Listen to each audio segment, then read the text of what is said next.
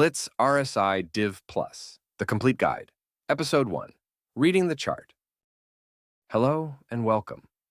When you add this indicator to a chart, labels, lines, boxes, and tables all appear at once.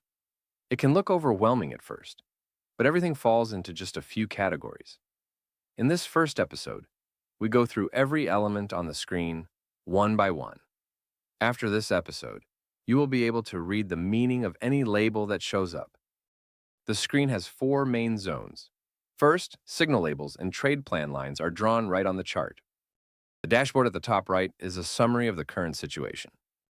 The performance table at the bottom right tracks the historical results of this indicator's signals. And the legend at the bottom left is your label dictionary. Whenever you see an unfamiliar label, check the legend first. At the heart of this indicator is a 3-step ladder. Step 1, long 1 to 3, bull divergence. Price made a lower low, while RSI made a higher low. At this stage, the setup is only registered as a candidate. It is not an entry signal.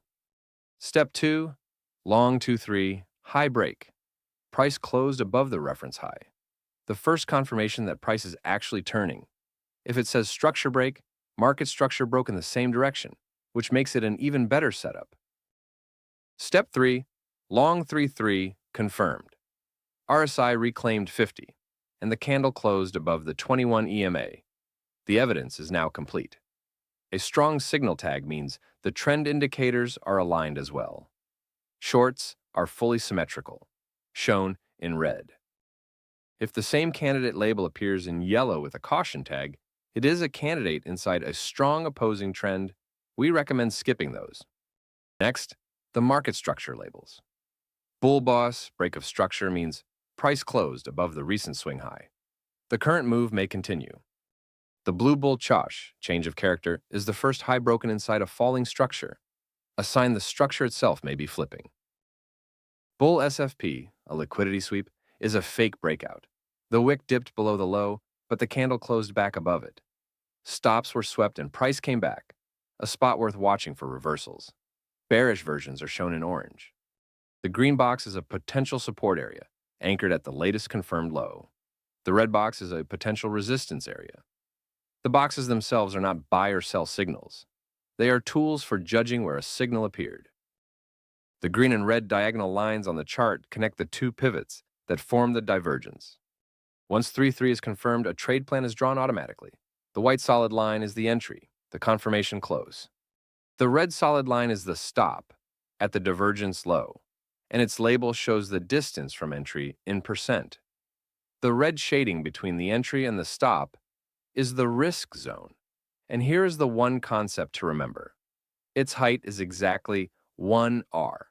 R stands for the 1 unit of risk you decide to take on a single trade.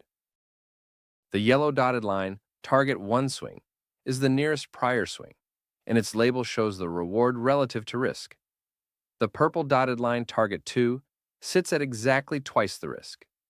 The green shading is the profit zone from entry to the farthest target. When a trade ends, these lines freeze in place as a historical record. After entry come the management labels. TP1 hit and TP2 hit are target touches. The yellow watch label warns that momentum is fading, and with partial exits enabled, half of the remaining position is booked at that close. Purple exit labels always include the reason. Low broken means the idea is invalidated.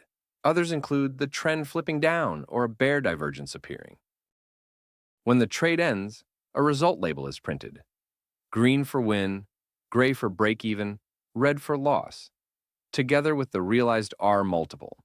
Break even means the trade closed within plus or minus 0.1 R. Essentially flat. The dashboard at the top right. The guide row on top combines the higher time frame direction, the ladder stage, and overheating checks into one line that tells you what to do right now. It is a summary, not an order. RSI shows the current chart's RSI and its state. Trend shows the local trend and ADX.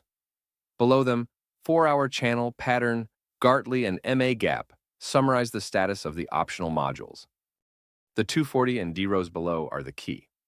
They show the direction of the 4-hour and the daily, and only signals that appear while these 2 rows agree are counted in the performance table.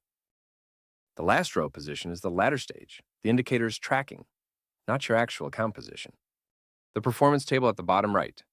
Trades counts only the 3-3 signals that appeared while both higher timeframes agreed, along with the win, break-even, and loss counts.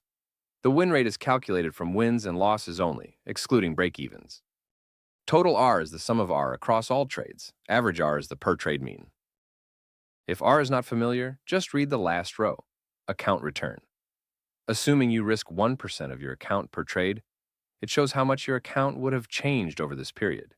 The basis is risk per trade, not leverage. One caveat. This table is computed over the bars loaded on your chart. Load more history, and it recalculates, and past results never guarantee the future. There are optional modules you can enable in the settings: the pistol pattern and the L-shaped recovery pattern based on moving average alignment, the Gartley harmonic with Fibonacci ratios, and the 4-hour channel. They are often the default preset, and we cover them in episode 8. Now you can read every mark on the screen, and if you forget, the legend at the bottom left has you covered. From the next episode, we move on to using it. Episode 2, Installation and Recommended Settings. 3, Presets. 4, The Ladder and Depth. 5, Market Structure. 6, The Dashboard. 7, Trade Plans and Risk Management. 8, The Extra Patterns. 9, Alerts and a Live Routine. 10, The Final Checklist. Before we go, remember 3 things. 1/3 is not a confirmed entry. Never trust a signal before the candle closes. And cut your size on signals that fight the higher time frame. See you in the next episode.